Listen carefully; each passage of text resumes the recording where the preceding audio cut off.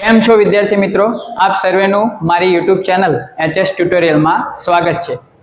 આજે આપણે અહીંયા વિષય વિજ્ઞાન ધોરણ 10 એના પ્રકરણ મુજબ જે ગુણભારનું વિભાજન છે બોર્ડની પરીક્ષા માટેનું એની ચર્ચા કરીશું।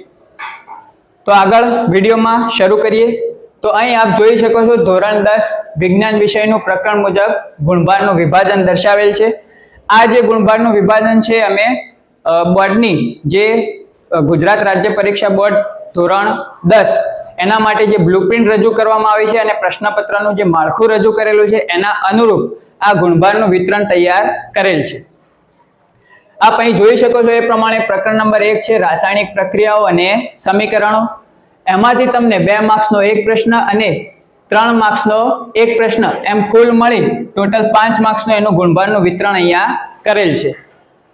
આગળ વાત કરીએ તો એસિડ બેઝ અને ક્ષાર પ્રકરણ નંબર 2 એમાંથી 1 માર્ક્સના 2 પ્રશ્નો અને 4 માર્ક્સના 2 પ્રશ્નો એમ કુલ 10 માર્ક્સનું ગુણભારનું વિતરણ અહીંયા કરવામાં આવે છે। જ્યાં અહીંયા તમને 4 માર્ક્સના જે 2 પ્રશ્નો છે એમાં પ્રયોગાત્મક પ્રશ્નો એટલે કે ધાતુની એસિડ સાથેની પ્રક્રિયા, ધાતુના કાર્બોનેટ અને સોડિયમ કાર્બોનેટની એની એસિડ સાથેની જે પ્રક્રિયા છે બરાબર, પછી pH ના મહત્વ આધારિત જે પ્રશ્નો છે એ બધા પ્રશ્નો તમને 4 માર્ક્સની અંદર અહીંયા જોવા મળશે। ધાતુ અને અધાતુ પ્રકરણ નંબર 3 ની વાત કરીએ તો એમાંથી 1 માર્ક્સના 2 પ્રશ્નો, 2 માર્ક્સનો એક પ્રશ્ન અને 3 માર્ક્સના 2 પ્રશ્નો એમ કુલ મળી અને 10 માર્ક્સનું ગુણભારનું વિતરણ એમાં દર્શાવેલું છે। જેમાં તમને તફાવત આધારિત પ્રશ્નો જોવા મળે છે કે ધાતુ અધાતુના તફાવત, એના જે ગુણધર્મો છે, આયનીય સંયોજનના ગુણધર્મો છે। એ સિવાય જે 3 માર્ક્સના પ્રશ્નો છે એની અંદર થોડા લાંબા જે પ્રશ્નો તમને પૂછાઈ શકે છે। ચોથું કાર્બન અને તેના સંયોજનો એમાંથી 1 માર્ક્સના 2 પ્રશ્નો અને 4 માર્ક્સનો એક પ્રશ્ન તમને જોવા મળે છે। એમ કરીને કુલ એ પ્રકરણનું 6 માર્ક્સનું ગુણભારનું વિતરણ અહીંયા કરેલ છે। તો એના અનુરૂપ 4 માર્ક્સમાં એમાંથી જે પૂછાઈ શકે એવા પ્રશ્નોની તમે સારી રીતે તૈયારી કરી શકો છો। પ્રકરણ નંબર 5 જૈવિક ક્રિયાઓ સૌથી વધુ ગુણભાર ધરાવતું જો કોઈ પ્રકરણ હોય તો એ છે જૈવિક ક્રિયાઓ કે જેના 14 માર્ક્સનો ટોટલ એનો ગુણભાર છે। એમાંથી 1 માર્ક્સના 2 પ્રશ્નો, 2 માર્ક્સના 2 પ્રશ્નો અને 4 માર્ક્સના 2 પ્રશ્નો તમને પૂછવામાં આવે છે। એમ કરીને ટોટલ 14 માર્ક્સનું ગુણભારનું વિતરણ ત્યાં થાય છે। 4 માર્ક્સના 2 પ્રશ્નોની અંદર વાત કરીએ તો હૃદયને લગતા પ્રશ્નો છે, શ્વસન તંત્રને લગતા પ્રશ્નો છે, પાચન તંત્રને લગતા પ્રશ્નો છે, અથવા તો પછી ઉત્સર્જન તંત્રને લગતા જે પ્રશ્નો છે એ 4 માર્ક્સની અંદર તમને પૂછાય છે। પ્રકરણ નંબર 6 નિયંત્રણ અને સંકલનની વાત કરીએ તો 1 માર્ક્સના 3 પ્રશ્નો અને 3 માર્ક્સનો એક પ્રશ્ન એમ કુલ મળીને 6 માર્ક્સનો પ્રશ્ન તમને અહીંયા જોવા મળે છે। નિયંત્રણ અને સંકલનની અંદર જે ટૂંકા પ્રશ્નો છે એના ઉપર ખાસ ધ્યાન આપવાનું છે। 3 માર્ક્સનો કોઈ એક પ્રશ્ન પૂછાય છે તો એમાં જે 3 માર્ક્સમાં પૂછાઈ શકે એવા પ્રશ્નો છે એના ઉપર તમારે ધ્યાન આપવું। પ્રકરણ નંબર 7 સજીવો કેવી રીતે પ્રજનન કરે છે તો એમાંથી ટૂંકા પ્રશ્નમાં કંઈ નથી, 2 માર્ક્સની અંદર 2 પ્રશ્ન અને 3 માર્ક્સની અંદર 2 પ્રશ્ન તમને પૂછવામાં આવે છે। જેમ કરીને એનો ટોટલ ગુણભાર 10 માર્ક્સનો જોવા મળે છે। તો એના અંદર પ્રજનન સંબંધિત જે પ્રશ્નો છે, ગર્ભ નિયંત્રણના પ્રશ્નો છે, માસિક સ્ત્રાવને લગતા જે પ્રશ્નો છે એ બધા 2 માર્ક્સની અંદર 3 માર્ક્સની અંદર તમને પૂછાઈ શકે છે।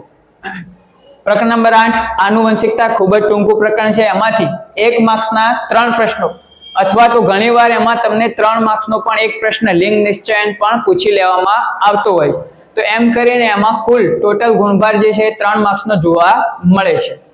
પ્રકરણ નંબર 9 પ્રકાશ પરાવર્તન અને વક્રીભવન તો એમાંથી તમને 1 માર્ક્સના 2 અને 3 માર્ક્સના 2 પ્રશ્નો પૂછવામાં આવે છે। એમ કરીને એનો કુલ ગુણભાર 8 માર્ક્સનો રહેલો છે।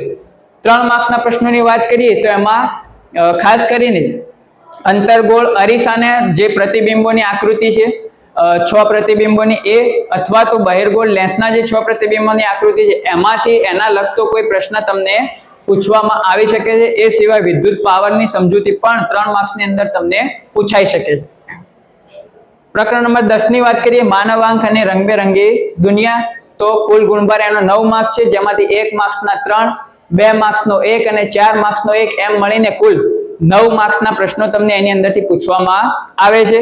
એના અંદર વાત કરીએ તો લઘુ દ્રષ્ટિની, ગુરુ દ્રષ્ટિની ખામી આધારિત જે પ્રશ્નો છે એ તમને મોટા પ્રશ્નોમાં એમાંથી 2 માર્ક્સના 4 માર્ક્સના પ્રશ્નો તમને પૂછાઈ શકે છે।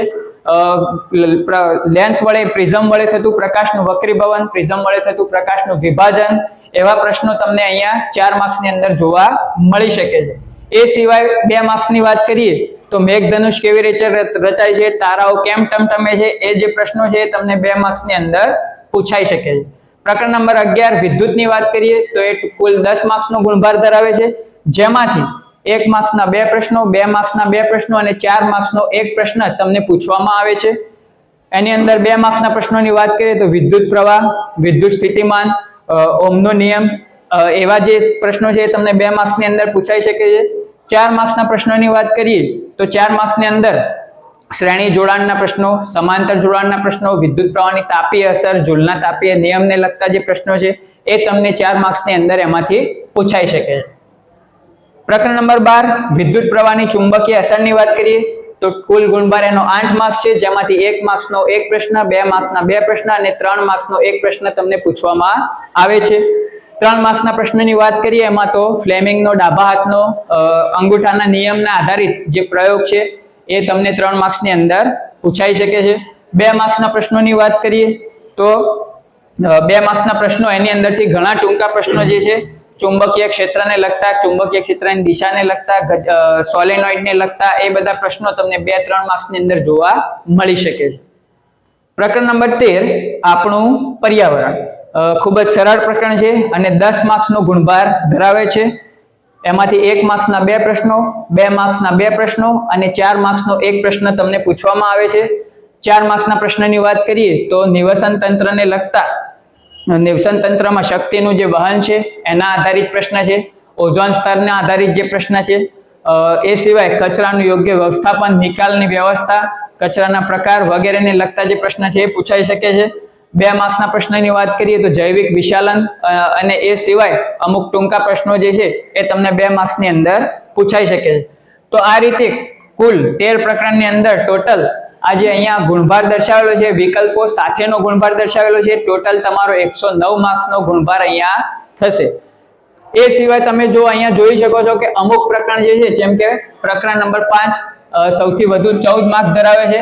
એ સિવાય 10-10 માર્ક્સના પ્રકરણની વાત કરીએ તો પ્રકરણ નંબર 2 છે એસિડ, બેઝ અને ક્ષાર, પ્રકરણ નંબર 3 ધાતુ અને અધાતુ, પ્રકરણ નંબર 7 સજીવો કેવી રીતે પ્રજનન કરે છે, પ્રકરણ નંબર 11 વિદ્યુત અને પ્રકરણ નંબર 13 આપણું પર્યાવરણ. આ એવા પ્રકરણો છે કે જે પરીક્ષાની અંદર વધુ ગુણભારના પૂછાવાના છે, તો તમે એના ગુણભારના આધારિત યોગ્ય રીતે તૈયારી કરીને પરીક્ષામાં વધુ સારા માર્ક્સ સ્કોર કરી શકો છો. એ સિવાય આપ જોઈ શકો છો કે અહીંયા 9 માર્ક્સના અને 8 માર્ક્સના પણ પ્રકરણો રહેલા છે, પ્રકાશ પરાવર્તન, વક્રીભવન, માનવાંક અને રંગબેરંગી દુનિયા અને વિદ્યુત પ્રવાહની ચુંબકીય અસર.